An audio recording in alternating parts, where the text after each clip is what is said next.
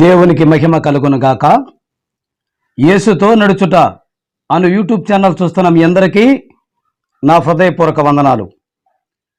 ఈరోజు నేను చెప్పాలనుకున్న అంశము ఓర్పు సహనము కనుక క్రైస్తవునికి ఉన్నట్లయితే పరలోక రాజ్యము వారిదేనని బైబిల్ లేఖనాలు మనకు పొందుపరుస్తున్నాయి. ఆ విషయాన్ని గురించి నేను చెప్పాలని ఆశపడుతున్నాను. ప్రతి క్రైస్తవునికి ఓర్పు నేర్పు ఉండాలి, సహనం ఉండాలి.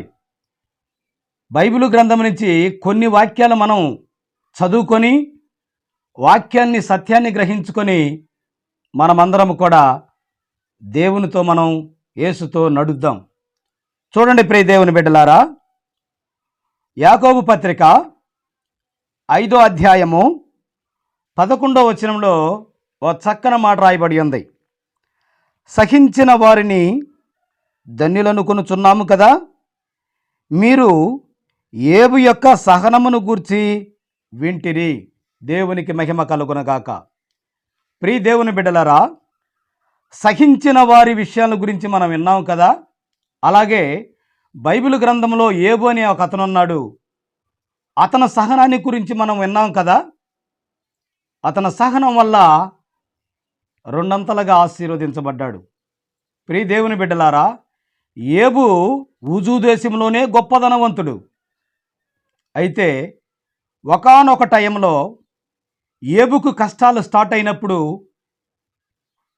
బిడ్డలను పోగొట్టుకున్నాడు, ఆస్తిని పోగొట్టుకున్నాడు, పశు సంపదను పోగొట్టుకున్నాడు, పనివారిని పోగొట్టుకున్నాడు. చివరికి తాను కూడా మరణప్రాయమున వ్యాధితో బాధపడ్డాడు. కానీ దేవుణ్ణి ఎక్కడా కూడా నిందించలేదు. తను భార్య వచ్చి, ప్రభువా ప్రభువా అంటున్నావు, ఇంకేం ప్రభువు, మన పిల్లలు పోయారు, ఆస్తి పోయింది, సంపద పోయింది, మొత్తం పోయింది, ప్రభు అంటున్నావేంటి ఇంకా అని దూషించింది కూడా. అయినా యోబు ఎక్కడా కూడా విశ్వాసంలో సడలలేదు. ఓర్పు సహనము కలిగి ఉన్నాడు, కానీ సహనము నశించలేదు. మనం వచ్చినప్పుడు ఈ ఆస్తి తీసుకొచ్చామా, మనం పోయేటప్పుడు ఈ ఆస్తి తీసుకెళ్తామా? కాబట్టి ఇచ్చింది దేవుడే, తీసుకెళ్ళేది దేవుడే. దేవునికే మహిమ కలుగునుగాక అని అన్నాడు. ప్రియ దేవుని బిడ్డలారా, ఎంత ఓర్పు! ప్రాణాల్ని బిడ్డలను పోగొట్టుకున్నప్పుడు ఎంత బాధ ఉంటుందో మనకు తెలుసు. అలాగే సర్వం ఆస్తి పోగొట్టుకున్నప్పుడు ఎంత బాధ ఉంటుందో మనకు తెలుసు. అలాగే పశు సంపదను పోగొట్టుకున్నప్పుడు కూడా నిరాధాయుడై ఒక్కడే ఉన్నప్పుడు ఎంత రోదన వేదన భరించాల్సి వస్తుందో మనకందరికీ తెలుసు. కానీ యోబు నిలకడగా సహనముతోటి ఎక్కడా తన మనసు సంచలనం లేకుండా దేవుని యందే ప్రార్థించాడు. మరలా రెండంతలుగా ఆశీర్వదించబడ్డాడు. ప్రియ దేవుని బిడ్డలారా, ఓర్పు సహనం ఉండాలి. విశ్వాసమైన మనము కూడా ప్రతి విషయంలో కూడా ఓర్చుకోవాలి. కార్యం జరగాలి తొందరగా అని మనం అనుకుంటాం, కానీ సహనము కలిగి ఉండాలి. దేవుడు మనల్ని పరీక్షిస్తాడు, తగిన సమయంలో మనల్ని ఆశీర్వదిస్తాడు. ఆ తగిన సమయం కోసం మనం ఎల్లవేళలా నిరీక్షణ కలిగి, ఓర్పు కలిగి, సహనము కలిగి మనం జీవించాలి. అలాగా యోబు అలా ఓర్చుకొని బ్రతికున్నాడు. దేవుడు సమస్తం చూస్తున్నాడు. నా బిడ్డ నా యందు ఎలా భయభక్తులు కలిగి బ్రతుకుతున్నాడా, లేక లోకముతో అంటికట్టుకుని బ్రతుకుతున్నాడని ప్రతిదీ కూడా మనల్ని గమనిస్తూ ఉంటాడు. హెబ్రీయులకు రాసిన పత్రిక 11వ అధ్యాయము 24, 25 మనం చూసినట్లయితే అక్కడ 26 దాకా గొప్ప సత్యాన్ని మనకు రాసి పెట్టింది. మోషే పెద్దవాడైనప్పుడు విశ్వాసమును బట్టి ఐగుప్తు ధనము కంటే క్రీస్తు విషయమై నింద గొప్ప భాగ్యమని ఎంచుకొని అల్పకాల పాప భోగము అనుభవించుట కంటే దేవుని ప్రజలతో శ్రమ అనుభవించటము మేలుని యోచించెను. దేవునికి మహిమ కలుగునగాక. ప్రియ దేవుని బిడ్డలారా, మోషే ఐగుప్తులో ఆయన రాజుగాడికి ఇజ్రాయేల్ ప్రజల్ని పంపించండి అని మోషే పోయి అడిగినప్పుడు ఎన్నో ఆటంకాలు, అవమానాలు, నిందలు పడ్డాయి. కానీ ఈ నిందలన్నిటికన్నా క్రీస్తు చూపిన ప్రేమే నాకు గొప్పదని మోషే ఎంతో ప్రయాసపడి తన ప్రజల్ని, ఇజ్రాయేల్ ప్రజల్ని వెంట తీసుకొని వచ్చాడు. తీసుకొని వచ్చిన తర్వాత కూడా ఆయన మీద సనుక్కున్నారు, గొనుక్కున్నారు. ఆయన అనేక రకములుగా ఇబ్బంది పెట్టారు కూడా. అయ్యా, నువ్వు ఇక్కడికి తీసుకొచ్చావు, మాకు అక్కడే బాగుంది, అక్కడే మాంసము, కీరదోసకాయలు, మంచి ఆహారం ఇస్తున్నావు, కానీ నువ్వు ఇక్కడ ఏం చేస్తున్నావు అంటున్నాడు. కానీ మోషే దేవదూతలు తినే మన్నాని వారికి ఇచ్చాడు, మన్నాను కురిపించాడు, మంచి జలాన్ని ఇప్పించాడు, పరిశుద్ధమైన ఆహారాన్ని ఇచ్చినా కూడా వారు గమనించగా మోషే మీద తిరుగుబాటు చేశారు, మోషేను ఎదిరించారు, అనేక విధములుగా మోషేను హింసించారు. కానీ దేవుని యందు గురిండి ఎక్కడ కూడా ఓర్పు, సహనము ఎక్కడ ఆటంకపరచకుండా ప్రభువు చిత్తాన్ని ప్రతి విషయంలో ప్రభువును ప్రార్థిస్తూ, ప్రభువును వెంబడిస్తూ, ప్రభువు మాట ప్రకారంగా నడిచాడు. కాబట్టి మోషే నడిచిన విధానం, యోబు నడిచిన విధానం కూడా మనకి బాగా బయలుపడుతున్నాయి. దేవుని పరిచర్యలో ఎన్నో ఆటంకాలు రావచ్చు.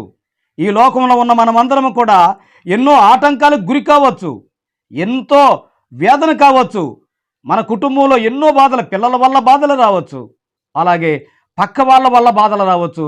కానీ సాతానుగాడు రకరకాల కుయుక్తులు కన్నుతాడు, బాధ పెట్టి దేవుని నుంచి దూరం చేయటానికి. కానీ మన విశ్వాసము దృఢమైన విశ్వాసం అలాగుండాలా. మన విశ్వాసములో ఓర్పు, సహనము కలిగి ఉండాలి. నువ్వు ఓర్పు, సహనము కలిగి ఉంటే తగిన సమయంలో నిన్ను దేవుడు హెచ్చిస్తాడు అనే లేఖనాలు మనకు పొందుపరుచున్నాయి. అలాగే పౌలు కూడా, అపోస్తుడైన పౌలు కూడా చూడండి, తిమోతికి రాసిన 2వ పత్రిక 2వ అధ్యాయము 10వ వచనమును ఒక చక్కన మాట రాయబడింది. అందుచేత ఏర్పరచబడిన వారు నిత్యమైన మహిమతో కూడా క్రీస్తు యేసునందలి రక్షణ పొందవలెనని నేను వారి కొరకు సమస్తమును ఓర్చుకున్నాను. దేవునికి మహిమ కలుగునగాక. చూడండి ప్రియ దేవుని బిడ్డలారా, ఏర్పరచుకున్న విధానాన్ని బట్టి క్రీస్తుని, యేసును చూస్తూ అపోస్తుడైన పౌలు కూడా సహించాడు, భరించాడు. ఒకప్పుడు పౌలు దూషకుడు, హింసకుడు. ఆయన చూస్తేనే పారిపోయేవాళ్ళు, ఎక్కడ ఎమ్మడబడి చంపుతాడా అని. దేవాలయాలు పాడు చేశాడు. అలాగనే కనపడ్డ మనిషినల్లా దేవుని బిడ్డ అయిన ప్రతి మనిషిని కూడా చంపుకుంటూ వచ్చాడు. అలాంటి వ్యక్తి దేవుని యందు గురి కలిగి విశ్వాసముతో దేవుని యందు సువార్తను ప్రకటించుకుంటూ అనేక ఊర్లు తిరిగి అనేక ఊర్లో సంఘాలు కడుతున్నప్పుడు ఆయనకి ఎన్నో ఆటంకాలు ఎదురొచ్చినాయి. ఒక్కొక్కసారి ఆ భోజనం ఉండేది కాదు, పన్నుకోవటానికి సరైన స్థలం ఉండేది కాదు. అలాగే ఎంతోమంది కత్తులు, కటార్లు తీసుకొని ఎమడబడ్డారు. అలాగే ఎంతోమంది కూడా దూషించారు, హింసించారు. ఎంత బాధ పెట్టినా సరే సువార్తను ప్రకటించటం బట్టికి ఆగలేదు. కారణం ఏంటంటే దేవుని యేసు క్రీస్తు నందలి రక్షణ పొందుటకు ఆయన అన్నిటినీ సహించుకొని ముందుకెళ్ళాడు. మనం కూడా యేసుక్రీస్తు రక్షణ పొందటానికి, రక్షణలోకి మనం వెళ్ళటానికి మనం కూడా ఈ లోకంలో పడ్డ హింసలన్నీ కూడా మనం బరాయిస్తూ ఓర్పు, సహనము కలిగి మనము జీవించినట్లయితే మన కోసం జీవ కిరీటం తప్పనిసరిగా ఉంటుంది. ప్రియ దేవుని బిడ్డలారా, యోబు అలాగనే బ్రతికాడు, మోషే అలాగనే బ్రతికాడు.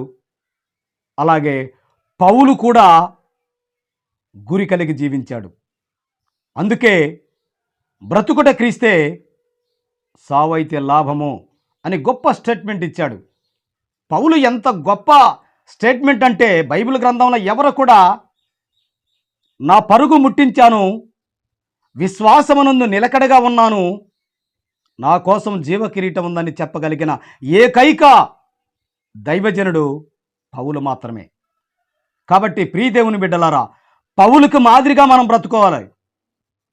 దేవునికి మాదిరిగా నేను బ్రతికాను, నన్ను పోలి మీరు నడుచుకోండి అంటే ఈయన పోలని కాదు, దేవునిలో నేను ఎలా బ్రతికానో అలాగా సూచనలు తీసుకొని దేవుని యందు భయభక్తులు బ్రతకమని దాని అర్థం. ప్రియ దేవుని బిడ్డలారా, మనం చేసే ప్రతి పని, ప్రతి క్రియ కూడా దేవుడు పరీక్షిస్తూ ఉన్నాడు, దేవుడు చూస్తున్నాడు. కాబట్టి ఓర్పు కలిగి ఉండాలి. నిజమైన విశ్వాసకి ఓర్పు సహనము కలిగి ఉండాలి. ఎప్పుడైతే ఓర్పు సహనము కలిగి ఉంటారో తప్పనిసరిగా ఆశీర్వదించబడతారు. అలాగే నోవాహు టైంలో కూడా ప్రభు అయిన యేసుక్రీస్తు ఈ లోకమంతా చెడిపోయిందని జలప్రలయముతో నాశనం చేద్దామనుకున్నప్పుడు ఒక్క నోవాహు మాత్రమే ఆయనకు మంచివాడుగా కనపడ్డాడు. నోవాహును పిలిచి, నోవాహు, నువ్వు ఓడగట్టుకొని సిద్ధపడి ఉండు, ఈ లోకాన్నంతా కూడా జలప్రలయంతో ముంచేస్తున్నాను అన్నప్పుడు నోవాహు కూడా విశ్వాసము సడల్లేదు.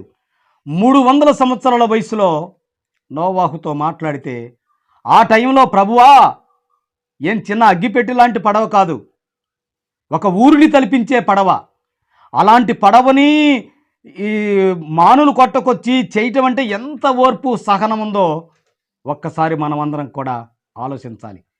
ఆ వయసులో కూడా ఓర్పు నేర్పుతో, ప్రభువా ఈ వాన రావడం ఏంది, జలప్రలయం రావటం ఏంటి, నేను కట్టడం ఏంది ఈ వయసులో అని సనుక్కోలేదు, గునుక్కోలేదు.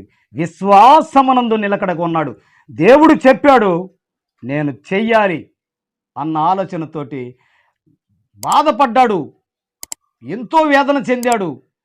కానీ అందరూ ఎగతాళి చేశారు, ఈడేంది పిచ్చోడట్టుందిలే, ఏంది ఓడ కట్టుకుంటున్నాడని. కానీ విశ్వాసం సడలకుండా ఓడను కట్టి రక్షణ మార్గంలోకి వెళ్ళాడు. కాబట్టి ప్రియదేవుని బిడ్డలారా, మనం చేసే ప్రతి పని, ప్రతి క్రియ కూడా దేవుడు చూస్తున్నాడు, మన ఓర్పుని సహనాన్ని గమనిస్తున్నాడు. హెబ్రీయులకు రాసిన పత్రిక 12వ అధ్యాయము 2-3 వచనాల్లో కూడా ఒక చక్కని మాట రాయబడి ఉంది. మనము కూడా ప్రతి భారమును సులువుగా చిక్కులుబెట్టు పాపములను విడిచిపెట్టి విశ్వాసమునకు కర్తాయి దానిని కొనసాగించిన వాడినై యేసు వైపు చూచుచూ మన ఎడల ఉంచబడిన పందెములో ఓర్పుతో పరిగెత్తెదము. దేవునికి మహిమ కలుగునగాక. ప్రియదేవుని బిడ్డలారా, ప్రతి మనిషికి, ప్రతి మానవుడికి సాతానుగాడు సులువుగా చిక్కులు పెడుతూ ఉంటాడు. నువ్వేంది ఎట్లా ఉన్నావు, నువ్వు ప్రార్థన చేస్తున్నావేంది, నువ్వు దేవుణ్ణి నమ్ముకున్నావేంది, ఏం సంపాదించావు నువ్వు, అదిగో దేవుణ్ణి నమ్ముకొని బిడ్డలు చాలామంది ఉన్నారు, వాళ్ళు కారులో లగ్జరీగా తిరుగుతున్నారు, మరి దేవుణ్ణి నమ్ముకున్న నీకేంటి అని సాతాను కుయుక్తులు కరిగి ప్రతి సులువుగా చిక్కులు పెట్టి ఇరికించాలని చూస్తుంటాడు. కానీ విశ్వాసమునకు కర్త అయిన దానిలో కొనసాగించిన వాడు యేసుక్రీస్తు వైపు మనం చూసి మనం గురి కలిగి ఉండాలి. ప్రియ దేవుని బిడ్డలారా, ప్రభువు అయిన యేసుక్రీస్తు తాను రూపములో మనల్ని చేతులతో తయారు చేసుకున్న మన కోసం మన పాప జీవితాన్ని, మన భ్రష్టు జీవితాన్ని, మన భయంకరమైన రోత జీవితాన్ని నాశనం చేయడానికి మానవ రూపంలో వచ్చి తన రక్తముతో మన పాపాలన్నీ ప్రక్షాళన చేసి మనకు రక్షణ మార్గాన్ని ఇచ్చాడు, విశ్వాసాన్ని కలిగించాడు. ప్రభు అయిన యేసుక్రీస్తు శిలువపై బలియాగాన్ని చేశాడు, చనిపోయాడు, మరలా 3వ దినమున పునరుద్ధానుడయ్యాడు. ఆయన మరణించేటప్పుడు ఎంత యాతన పడ్డాడో మనకు తెలుసు. ఎంత వేదన, ముళ్ళ కిరీటాన్ని నొక్కారు, పిడిగుద్దులు గుద్దారు, ఉమ్ములు ఊశారు, భయంకరంగా ఆయన కొట్టి కొరడాలతో కొట్టారు, ఒళ్ళంతా జల్లెడ చేసి రకరకాలుగా హింసించారు, వేధించారు. కానీ దేవుని చిత్తం, తండ్రి చిత్తం నెరవేర్చుటకు అవన్నీ ఓర్చుకున్నాడు. ఆజ్ఞ తప్పకుండా ఓర్చుకున్నాడు. మన కోసం కూడా మన పాపాలు ఆయన భుజాన వేసుకొని తాను మరణించి మనల బ్రతికించి మరలా తాను బ్రతికి పరలోకంలో మన కోసం స్థలం చుట్టానికి వెళ్ళాడు, మరలా వస్తున్నాడు. ప్రియ దేవుని బిడ్డలారా, ఎంత ఓర్పు సహనం ఉందో ప్రభు అయిన యేసుక్రీస్తుకు చూడండి. ఎంత చేసినా ఏది చేసినా జనమందరూ ఏడుస్తుంటే నా కోసం ఏడవకండి, మీకోసం మీ బిడ్డల కోసం ఏడవండి అని గొప్ప మాటను చెప్పిన గొప్ప దేవుడు, కరుణామయుడు. కాబట్టి అలాంటి కరుణామయుడు యందు మనము ఓర్పు నిరీక్షణ కలిగి విశ్వాసముతో మనం బ్రతికి ఉండాలి. యోబు అలాగనే బ్రతికాడు, మోషే అలాగనే బ్రతికాడు, పౌలు అలాగే విశ్వాసంతో బ్రతికాడు, అలాగే నోవాహు విశ్వాసంతో బ్రతికాడు. ప్రభు అయిన యేసు క్రీస్తు ఆయనకు మాదిరిగా మనము బ్రతుకుతే తప్పనిసరిగా మనల్ని గొప్పగా ఆశీర్వదిస్తాడు. మన బిడ్డలని, మన సంఘాలని, మన కుటుంబాన్ని కూడా, మనల్ని కూడా గొప్పగా ఆశీర్వదిస్తాడు. అట్టి కృప మనందరికీ కలుగునుగాక. ఆమేన్.